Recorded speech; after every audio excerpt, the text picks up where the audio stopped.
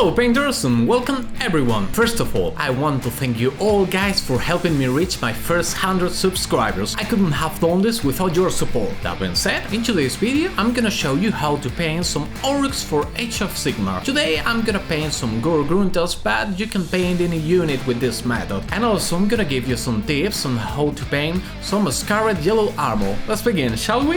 The first thing I did was to build a miniature using some plastic glue.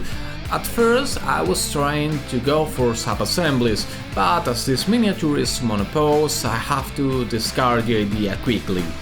Once I have the miniature built, I dig some holes on the legs of the miniature and pinned it down to a cork, because that way it will be easier for me to paint later, because I will have better access to some areas of the miniature, and also it allows me to make the base of the miniature separate. Once I have the mini built, the next thing I did was to prime the miniature using chaotic red, which is actually brown. In this step, remember to use gloves or you're gonna prime your hands too. Well, now it's time to choose how to approach this painting process. What I did was to start where it's more likely to fuck up the miniature to where it's safest, which I think is a smart approach. So the first thing I did, as I wanted to have a rusty armor and a GRIMDARK effect, I got a piece of a sponge, I also got rust from Vallejo, and started painting with the sponge, dipping it into the paint, all the plates of the armor and also the blades and any metallic area that I could reach to give them a rusty base and a rusty look, mixing the brown from the primer and the orange. That way we're gonna get a lot of variety and a natural effect.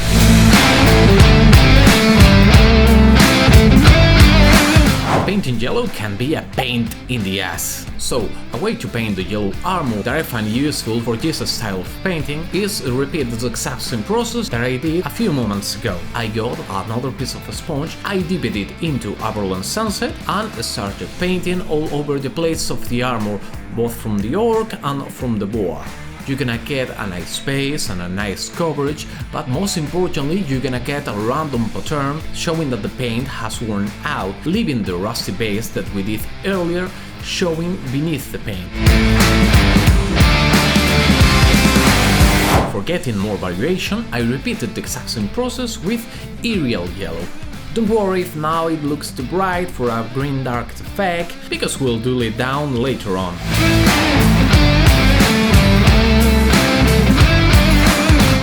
So far the process was a little messy and the paint got in places where it shouldn't be. So what I did was to get some Rhinox hide and painted where the yellow paint shouldn't be. Rhinox hide is a little darker than the primer that we use, but it doesn't matter because later we will cover it and this will only be a base color that we're gonna use for the shadows.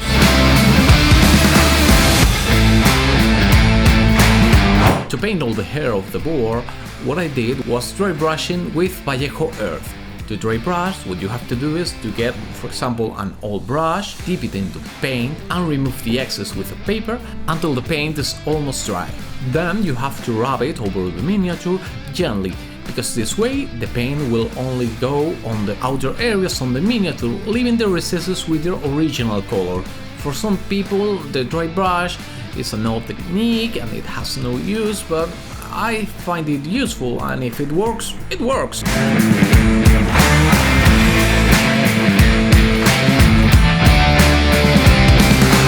To add more variation, I also did a second layer of dry brush using a Steel Legion drop.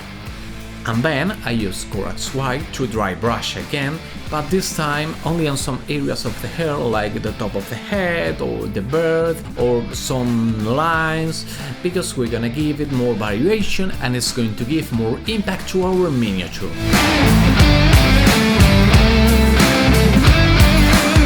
Painting rusty metal is easy, as we have a good base from brown, orange. All I did was to choose a metal of my choice, in this case iron stainless steel, and dry brush it again all over the metal areas like the swords. I also dry brush it more gently over the yellow plates, because that way we're gonna show the metal showing from beneath the paint, adding more effect to that greened up look that we are looking for. but this time I changed it from a dry palette to a wet palette and used it again Rhinox hide to paint all the mistakes that I did while dry brushing. To paint the skin of the boar, I mixed Talon Fresh with Cone Red 50-50 more or less, thin it down with water and painted it over the skin, applying several thin layers, leaving the deepest recesses brown. The first highlight that I applied was with pure Talon Fresh, which I think is no longer available, but any medium flesh color will be enough for this part. Just apply several thin layers to create a smooth transition from one color to the next one. And the last highlight that I applied were with Vallejo Pale Flesh, which I only applied on the face of the boar because it will be one of the main focus of our miniature. To blend the colors, I gave them a wash of Redland Flesh shade, which I left it to dry for several minutes. Once it was dry, paint the eyes, I just got a small detail brush, Borax White painted the whole eye, and then with Rhinox hide I paint the pupil. Well, now the miniature is beginning to look something. To continue, I painted the orc, the skin, using heavy grey, which is actually green. I thinned it down with water and applied several thin layers, leaving the recesses with the brown. Try to apply several thin layers, creating smooth transitions from the deepest brown to the brightest green. To highlight the skin, I mixed 50-50 this heavy grey with pale yellow, again from Vallejo, and applied it over the most prominent areas of the miniature, like the face and the fingers and so on.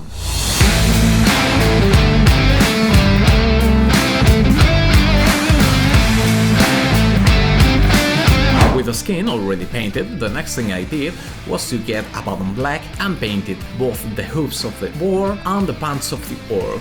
To paint the pants of the orc, I just applied one thin layer, because I wanted some brown to show from beneath, giving it a worn out effect.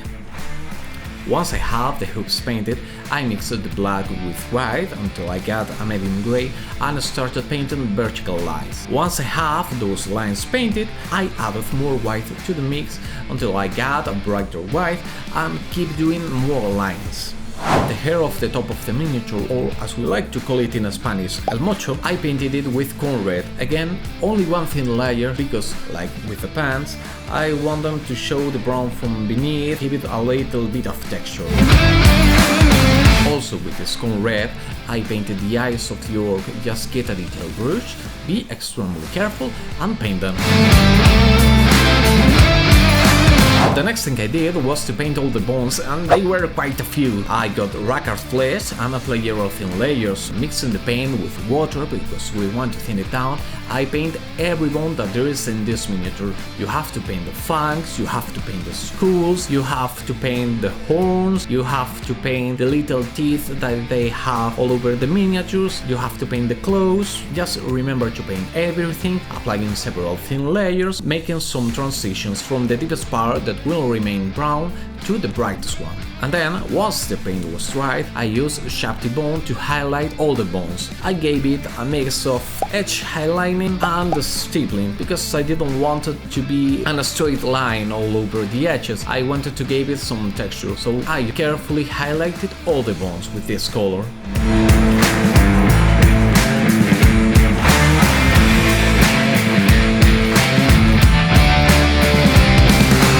Then I got a Steel Legion drop and painted all the bandages of the miniature with it, applying only one thin layer, creating some texture. Also with this color, as I wanted to have a leathery effect on the straps of the miniature, I painted the edges again with some stippling and also painting some lines across the bandages. Once this paint was dried, I used Shapty Bone to apply even more extreme highlights, stippling in them and also more lines across them, just to finish giving the straps a wash of null oil, creating this easily a leather effect. The next thing I did was to paint all the metal details that I couldn't reach with the dry brush from before, so I just got a brush and started painting on all the metal stats, on the belts, on the rings, on anything that I couldn't reach before. Also at this step, I tried to leave the brown from below untouched, simulating the rusty effect. I was almost done with the brush, and to finish the lights of the miniature, what I did was to get a brush, got pale yellow from Vallejo, and started highlighting all the armor. Also at this part I also painted some scratches because I wanted to give it more texture to the miniature. Again, don't apply a straight edge highlighting, apply it with little dots because this way you will have more texture.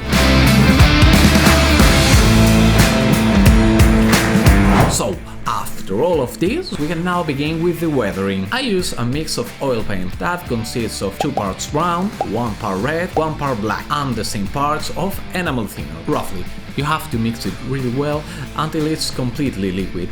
Usually at this point I would use streaking grind, but they changed the formula or something and now it has a greenish tint that I particularly don't enjoy, so recently I've been using this mix. I got my airbrush, I got some gloves because I didn't want to have my hands dirty, and apply it all over the miniature, covering absolutely everything. I left it a little of time to dry, and with a cotton tip I dipped it into enamel thinner and gently rubbed it over the miniature, removing the excess of the paint, leaving the oil paint only on the recesses of the miniature.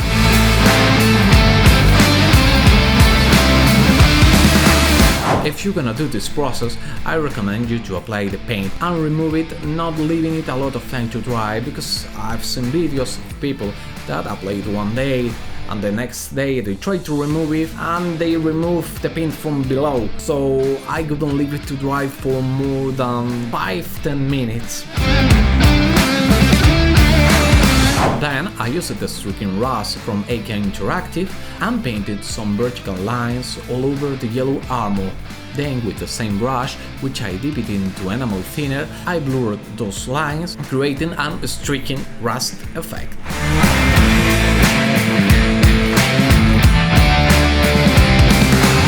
With this, I finished the painting part of the tutorial, so I proceeded to remove the miniatures from the corks and trim down the metal pins until they were only like 1 or 2 millimeters long. Do you remember the bases from my latest tutorial? Let's gonna give them some use. I got the bases, I put the miniature on top of them, decided where I wanted to place them, and dig a little hole on the miniatures to help the miniature to attach. I added a drop of glue to the base of the miniature and simply stick the miniature to the base. To finish the miniature, I applied a top coat of matte varnish, because this way we will protect the color and eliminate any kind of glossiness. Also, we will avoid to make a mess with the oil paint.